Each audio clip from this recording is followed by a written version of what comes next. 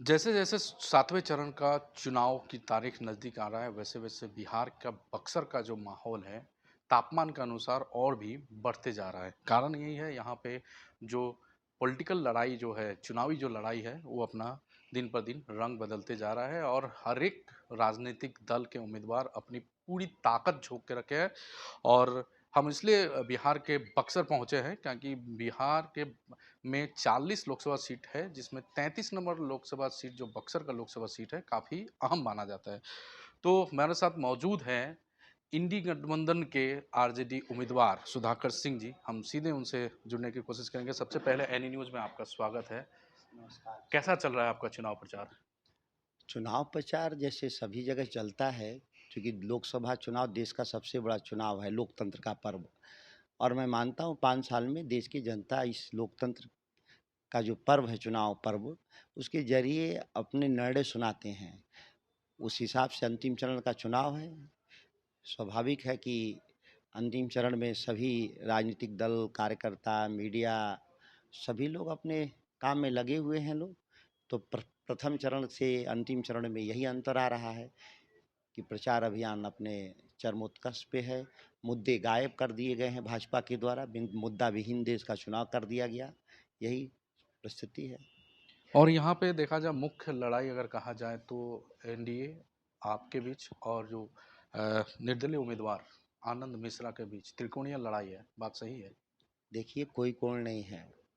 सीधी लड़ाई में दूसरे स्थान के लिए 3-4 दल यहाँ लड़ रहे हैं। बहुजन समाज पार्टी, भाजपा, आनंद मिश्रा। अब वो लोग दूसरे स्थान पे कौन रहे, इसके लिए वो लड़ाई लड़ रहे हैं, आगे की राजनीति करने के लिए। यहाँ राष्ट्रीय जनता दल से कोई मुकाबला नहीं है। आप परिणाम चौंकाने वाला आएगा। और क्यों नहीं, भारतीय जनता पार्टी ने क्या किया है यहाँ के लिए। और उसके वोट में, उसी के वोट में 2 लोग लड़ रहे हैं, आनंद मिश्रा। तो 2 करोड़, 3 करोड़, 4 करोड़ जो बनाए हैं, वो दूसरे स्थान के लिए कोण बन रहा है, पहले स्थान के लिए कोई कोण नहीं है। और देखा जा रहा है बीजेपी लगातार आप पे हमला कर रही है जो आप यहाँ से चुनाव नहीं जीत पाएंगे और आप सनातन विरोधी है। इस सब तरह का वो कमेंट्स और उनका स्टेटमेंट सामने आ रहा है। क्या कहेंगे? यह चुनाव धर्म का हो रहा है, यह चुनाव लोकतंत्र का हो रहा है।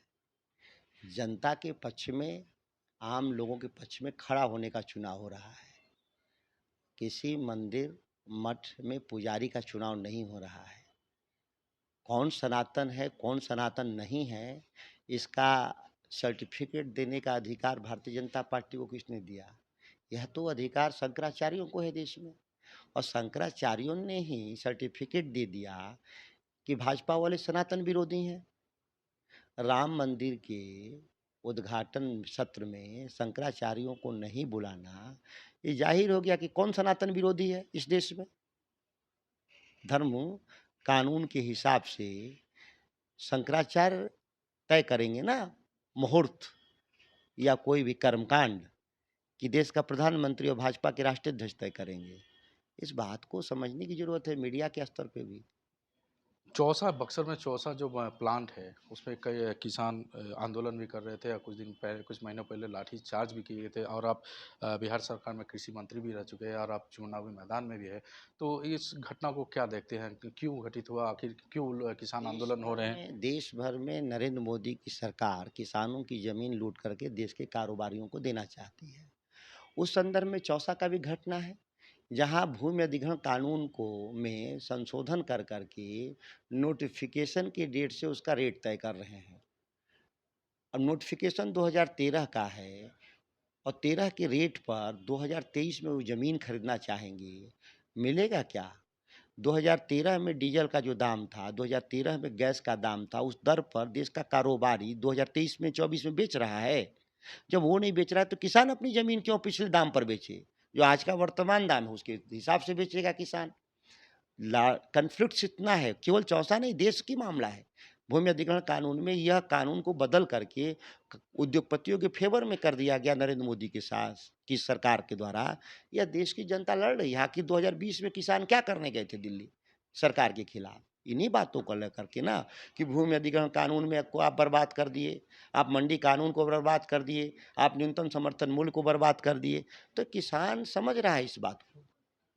जो आप जब सांसद चुन के जाएँगे तो चौसा के किसानों के लिए जो ये आंदोलन जो चल रहा है, उनकी लड़ाई जो चल रही है, उनकी हक की जो लड़ाई वो लड़ रहे हैं, उनका समाधान करेंगे? समाधान सरकार के स्तर पे होता है। जो भी सरकार में है वो समाधान करते हैं और एक पार्लियामेंटेरियन के तौर पे मैं सड़क से लेके सदन तक इस बात को उठाता रहा हूँ। आगे भी उठाऊँगा, निश्चित तौर पे समाधान निकलेंगे। आप चुनाव प्रचार करने जा रहे हैं, हर एक गाँव अंचलों में, शहरों में भी जा रहे हैं, तो लोगों का आशीर्वाद, लोगों का प्यार, लोगों का सपोर्ट किस तरह मिल रहा है आपको? आप आके देखिए किस तरह का सपोर्ट है। 45 डिग्री टेम्परेचर में लोग धूप में खड़ा रहते हैं मिलने के लिए।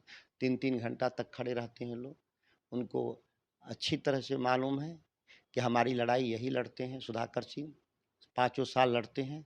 इसीलिए वो लोग सोचते हैं कि मैं 5 घंटा क्यों नहीं उनके लिए खड़ा हो रह सकता हूँ। अगर मैं स्पष्ट रूप से 2 कैंडिडेट का नाम लूँ, आपकी लड़ाई किसके साथ है? एक तरफ मिथिलेश तिवारी, एक दूसरी तरफ आनंद मिश्रा। स्पष्ट के तौर पे बोलूँ, दोनों के जो किसके देखिए, साथ मैंने आपकी कहा लड़ाई ना है? कि दूसरे स्थान के लिए दोनों लड़ रहे हैं। दूसरे स्थान पे ये कौन आपकी लड़ लड़ाई रहे हैं? किसके साथ? मैं कहा ना कि कोई लड़ाई नहीं है यहाँ। लड़ाई तब ना माना जाता है जब बराबरी की लड़ाई में हो। जब लड़ाई में है ही नहीं तो किस बात की बात लड़ाई है? सवाल ही नहीं पैदा होता है। आप इन्हीं के जो रिपोर्टर हैं, आप इस वीडियो को ठीक से प्रिज़र्व कर लीजिएगा कि मैं क्या कह रहा हूँ, प्रिज़र्व कर लीजिएगा। ये आप अपने चैनल पे चलाएँ, ना चलाएँ लेकिन अपने रिकॉर्ड के लिए रख लीजिएगा। रिकॉर्ड के लिए रख लीजिएगा कि मैं क्या कहा था। कितने वोटों से आप 2 विजय? लाख वोट से ज़्यादा जीतेंगे।